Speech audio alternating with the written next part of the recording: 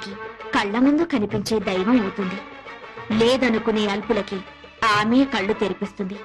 నైవేద్యాన్ని ఆ అమ్మనే పిలిచి తినిపించాడు ఓ చిన్న పూజారి. ఓం శ్రీ కనకదుర్గా దేవి దత్తాత్రేయ, నేను ట్రస్టీ గారితో మాట్లాడొస్తాను. త్వరగా నైవేద్యం పెట్టేసి మేయర్ గారింటికి ప్రసాదం పట్టుకెళ్ళాలి. నేను వేద పాఠశాలకు వెళ్ళాలి, తొందరగా రండి. అవన్నీ తర్వాత, అమ్మవారికి నైవేద్యం పెట్టాకే వెళ్ళు. నేను ట్రస్టీ గారితో ప్లేట్ల కలెక్షన్ గురించి మాట్లాడి వెంటనే వచ్చేస్తాను. ఎక్కువ మంత్రాలు చదవకుండా త్వరగా కానీ పులిహోర పైన జీడిపప్పు కదలకుండా నైవేద్యం పెట్టు. తినమ్మా తిను.